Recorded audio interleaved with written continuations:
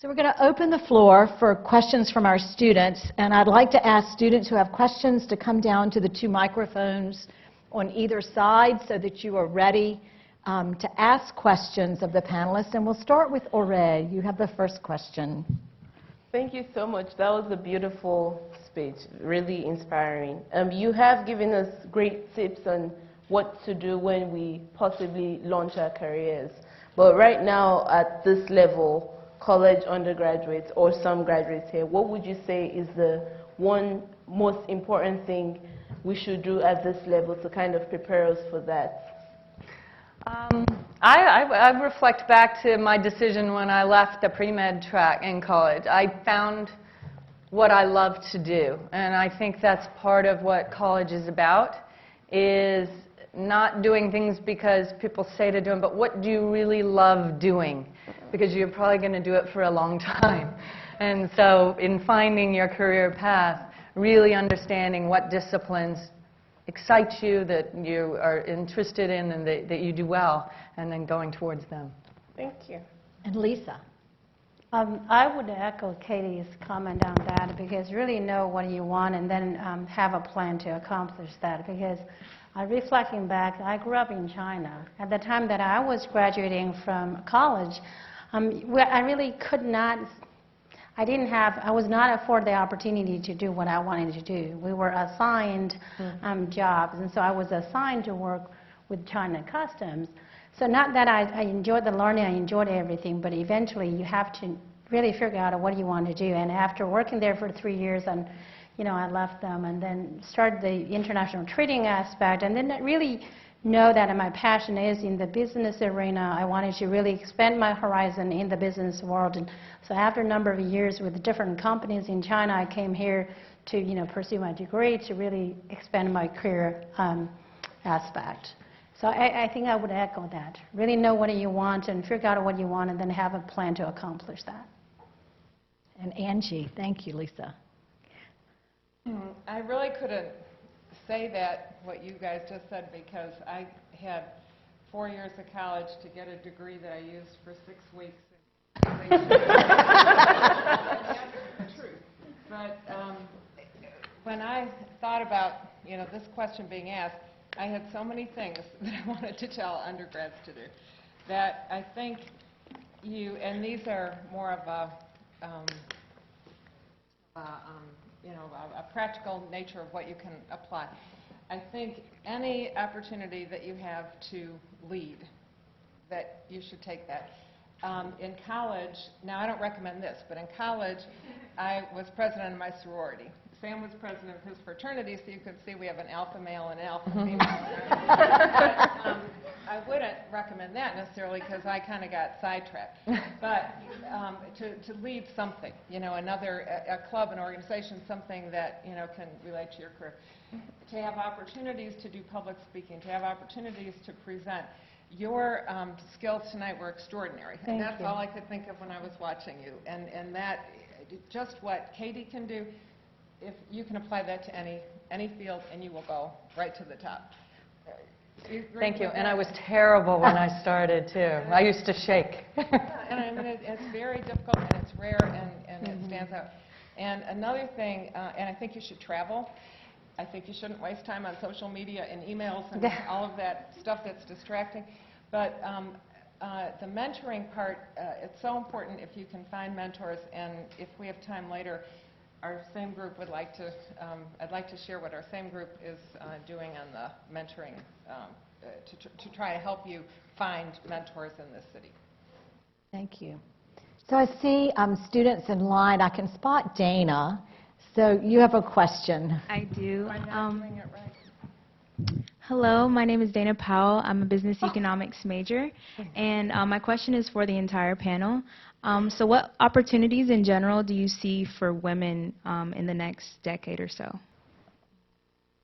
I mean, opportunities in terms of what, like in maybe industry sector or business in general. discipline, or in general? Mm-hmm. I think the opportunities are really limitless for women. I mean, like Katie just mentioned, you talk about, global economy. the really decision-making power of women, and also look at also the growth of women. I'll use the industry that I'm familiar with. I, again, started with the international import and export. There were not a lot of women when I started. And then, came here to the United States and started in the transportation industry, which has been really a male-dominated industry per se. But you see a lot of women now are growing, are really, advancing to the senior leadership position. So I think there are just a lot of opportunities, really depending on what you want to do and what you want to pursue, and the future is yours. Yeah, I think the teamwork that's required in today's pace of business is different than before, and women and our nature to, as we were saying, listen and collaborate and work as communities naturally puts us in a position of, if we can practice that in our business careers as well, we bring the best partnerships alive. And so I agree that there's a ton of opportunity. There's more women graduating from graduate degrees, undergraduate degrees now. So if you look at where companies are going to pull the best talent for, and we're all in the business of finding and hiring the best talent, women have a huge opportunity. So I don't see any limits at all. I think in terms of numbers, now this is on, that I heard that there are now and will be, for as long as it will matter to you, like 1 billion jobs that will be open if you're in the STEM field. Yeah. But in addition to that, I would say for anybody that if you can sell, if you can raise revenues, if you can drive revenues in a company, you think about where you can do that and how you can do that. It certainly is relationship building, it's marketing, it's knowing what somebody wants, appealing to that. If you can drive revenues, you're always going to be in demand. Any rainmaker, any field, you will be in demand. It's true. Yeah, That's right. Absolutely. You impact the bottom line and you get noticed. So we have a question from the other side. Great. Hello. My name is Victoria Wallace. I am a senior here at Georgia State. I have two actually really burning questions. One's for you, Ms. Bain, and that is, I went abroad to Brazil just 6 months ago for a year, and I've always had Coke close to my heart, so I was interested in what it was doing for the World Cup being a sponsor. They had a campaign, I think in Portuguese it's Vamos Juntos Pintar Brazil, something like that, but Together We Paint Brazil. And it was an amazing campaign, and I was expecting it, but it didn't necessarily roll out. And I'm wondering if it was because of some of the political backlash that came from the World Cup. And then in being with branding, how does it work when you do have these global crises or issues or protests, and then being the head of the helm and dealing with it for you specifically? And then for the panel, particularly I'm interested in knowing networking and how to prioritize it, because I find myself in a position oftentimes where I'm ambitious, I love people, but at the same time I only have so much of myself to give. So how do you navigate that tightrope? Thank you. I'll answer the World Cup one and then maybe hand off for the networking. But actually, I think you saw the local campaign that was the kickoff of it. But we did, our campaign was the World's Cup. It was called the World's Cup, which was a play, obviously, on Coke. And we used a lot of that. There was a local Brazilian artist, and we used that visual identity in 165 countries around the world. So we went full on. Now, to answer your question, there were issues. And there were issues again in Sochi, if you remember, as people were not happy with the Russian government, and because the Olympics were there, that created. In Brazil, we were concerned about some of the infrastructure worries and the amount of spending on the games. What we believe is our partnerships with these amateur athletic events and then professional athletic events inspire people to get active and live active lives. And so we went full on into the program, and We were thrilled with it. It's the strongest activation we've ever had on a World Cup at 165 out of our 200 countries we do business. So it did go, and I was lucky enough to go back, and I was in Brazil and saw the little bottles, the collectible bottles and everything, and we were thrilled with the response and the amount of kids we were able to put through both our Coca-Cola program, and we brought the trophy, the World Cup trophy, to 110 countries and let people see it, because most people have never seen that trophy. So it was fun. Angie. I just talk about the networking thing. I think networking is something you do throughout your entire life in various aspects of your life. I think that as far as men versus women, I think that men, from what I saw in business, often did it better. And so one of the things we want to work with Nancy about is to help students at Georgia State understand how you could do it better. And I can give you an example, that Sam has kept people in his network from college, graduate school, all the way on. I haven't, well, high school, grammar school. I mean, he's a big reunion guy. He's really kept, all of that going. When I was at Georgia State, I was working full-time and traveling and did this at night. I didn't network. I didn't get to know people. I think that's a loss, for me. But I do network now. That's, part of our life. But one thing that I want to stress about networking is a couple. I mean, there are lots of things to stress about networking. I mean, when you do it in the appropriate places and not in the places that are not appropriate, because you can kind of smell a networker a mile away, and at an event you back away. Good advice. And if they're in it for themselves and it's inappropriate, and we could talk about what that means. But also, and Enid will echo this, if you meet somebody who you want to know and who can help you, and they give you time and they give you advice, thank them, and thank them then. I know all this stuff is done by email. If it's something important, write a note. And don't do email, but thank people. You would be amazed at how much time we have given over the years. We have no idea where we never hear from people again. We never hear what happened. We never even, we're acknowledged for that time. And it sticks with you. We have another question. Hello, my name is Caitlin Storr, and I'm a marketing major here at Georgia State. And my question is for Ms. Wallace. The world we live in is increasingly flat, and you have tremendous international experience and work with a global company. How can young women better position themselves to gain a global perspective and the opportunity to work abroad? Well, I think now the world, you're right, absolutely, the world is flat, and it is so global. And even companies here, if you think about a small company, you open an online store, and here you're global. So I think that's really the trend. And for young students like all of you here is really to know, to have the awareness of that and be prepared and look at what type of skills that you need to develop, and you need to, especially when you're at school. I mean, you have wonderful curriculum, all these programs, take advantage of that and look at the skill set, and then also, like Katie mentioned, really know what discipline you want to be in. And then, marketing certainly, I mean, it's really a interesting and a fascinating field, and people, really that's a great field to be in. So I think for just really, be aware and also know the challenges as well. When you talk about a global, I mean, Katie and I, we probably can talk, tell you all the stories. When you manage a business on a global basis, you're talking about it 24/7. There's nonstop. I have a team in Asia, I have a team in Europe, and certainly a team here. And to manage, our rates and pricing on a global basis and network, and also have a joint venture alliances.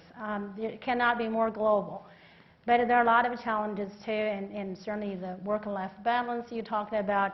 So be aware of, what do you want to accomplish, and cultivate your skill set, and certainly understanding the demanding nature of the global business.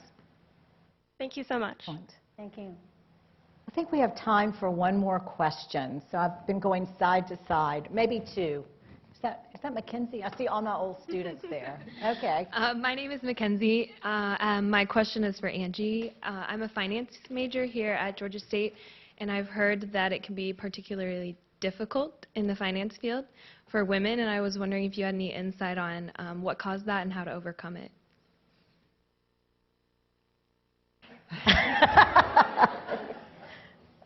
Is she ever speechless? I want to say that it is abysmal in my opinion. You know, the percentage of women who are there and are climbing, you know, the ladder in financial services. I mean, I want to disclose that I'm going to be 65 next month, right? So when I started, I was 21 in financial services. There isn't much difference. There aren't many more as a percentage, you know, of women in that financial meltdown. A lot of women who had gotten to the top of some of these firms toppled, and it wasn't because of really what they were caught in the crossfire. Some of them were sent out on glass cliffs. So it was a step backward, really. So I think, on the other hand, it is a terrible shame. I think about, you know, from the standpoint of, you know, the investment business. Like Sam said, women bring a lot to decision making as far as a different attitude towards risk, and that's, you know, just one thing. As far as this whole mortgage meltdown, the people who, the handful of people who figured it out, the majority of them were women, and they really got muffled, strangled. You know, they couldn't get their point across.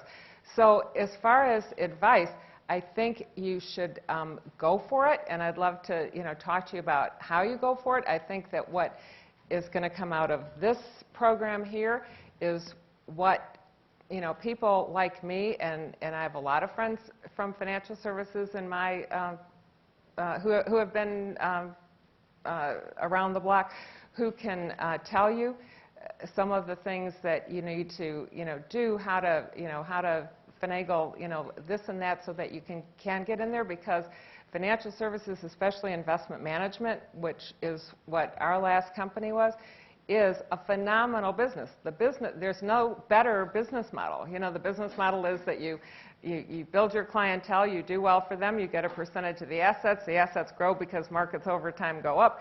All you do is continue to do your job well, and it's recurring revenue, right? So it's a great business. You want to be in that business, but so I encourage you to, but you really need to learn things that it took me too long to learn. And we're going to change that. We're going to change that. Am I too chauvinistic about this course? We're going to change that. We're going to change that in this course and give you some of the know-how ahead of time, so you don't have to take that long. Thank you. I think that's a great segue to say we're out of time, but that we are going to change this. Georgia State and the launch of the program Women Lead is going to make a tremendous difference in the lives of our students and really achieving gender equality and parity as we go forward into the future. So in closing, I want to give a real special thank you to our panelists for your insight and advice. Katie, we can't thank you enough for your inspiring keynote address, for coming to Georgia State. Thank you to our special guests who are here for joining us this evening, and especially to the students who are here who came to the launch of Women Lead. You can see there are exciting conversations, that we will continue these conversations in the months ahead.